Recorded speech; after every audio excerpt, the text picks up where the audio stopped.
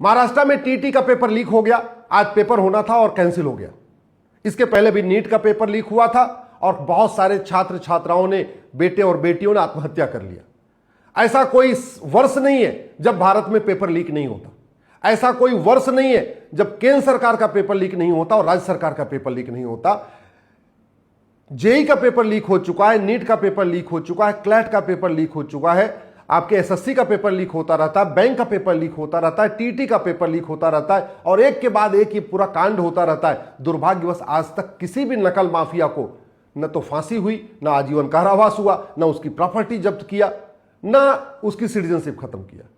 आए दिन ये पूरा खेल चलता रहता है और इस पूरे खेल में शामिल है बड़े बड़े नकल माफिया और कोचिंग माफिया। एजुकेशन सिस्टम ऐसा कर दिया है, जो पढ़ाया जाता है वो एंट्रेंस एग्जाम में पूछा नहीं जाता, जो एंट्रेंस एग्जाम में पूछा जाता है वो पढ़ाया नहीं जाता, तो मजबूरी में आपको कोचिंग कराना पड़ता है। और कोचिंग के बाद ये जो नकल माफिया है, जो पेपर का सौदा करते हैं 1-1 लाख रुपए में, 2-2 लाख रुपए में, 3-3 लाख रुपए में, हमने उनके लिए कठोर दंड की व्यवस्था नहीं किया। हमने आज तक ये नकल माफिया को, ये जो नकल का कारोबार चल रहा है ऑर्गेनाइज्ड वे में, उसको हमने अनलॉफुल एक्टिविटी डिक्लेयर नहीं किया, इसलिए उनके खिलाफ यूएपीए लगता ही नहीं। हमने ये जो खेल चल रहा है इसको हमने ऑर्गेनाइज क्राइम डिक्लेयर नहीं किया, इसलिए सेक्शन 111 बीएनएस का लगता ही नहीं। हमने नकल को जघन्य अपराध घोषित नहीं किया, इसलिए जो नकल कराने वाले लोग हैं, जो पेपर लीक करने वाले हैं, न इनकी 100% प्रॉपर्टी जब्त होती है, न इनकी सिटीजनशिप खत्म होती है, न इनको फांसी होती है। हमारे पास सिटीजनशिप एक्ट है 1955 वाला, लेकिन आज तक किसी की सिटीजनशिप गई नहीं। ऐसा घटिया कानून बना हुआ है।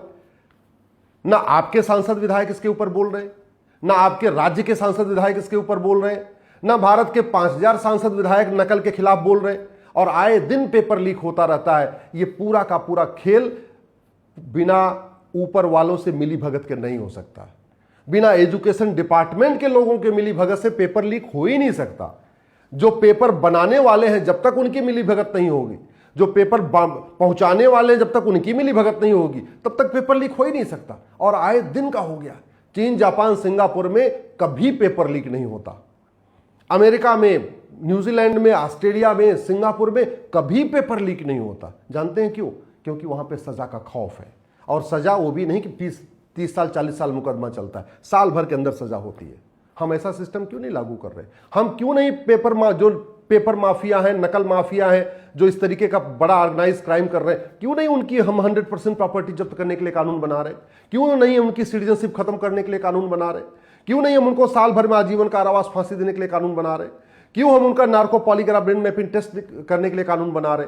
जब तक सिस्टम नहीं बदलेगा, आए दिन पेपर लीक होता रहेगा। और कितने बच्चे अब तक सुसाइड कर चुके हैं, कितने बच्चे डिप्रेशन में जा चुके हैं, कितने बच्चों की एंजाइटी की समस्या शुरू हो चुकी है, कितने बच्चों को अनिद्रा की बीमारी शुरू हो चुकी है, कितने परिवार अपना लाखों रुपए खर्च करते हैं, बाद में पेपर लीक हो जाता है, बेचारे परेशान हो जाते हैं।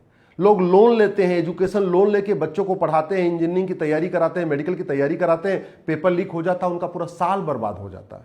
सरकार पेपर तो दोबारा करा सकती है, लेकिन जो माता पिता का लाखों रुपए खर्च हो गया उसको सरकार दे सकती है क्या? जो बच्चे का एक पूरा साल बर्बाद हो जाता है, क्या सरकार उसको वापस दे सकती है क्या?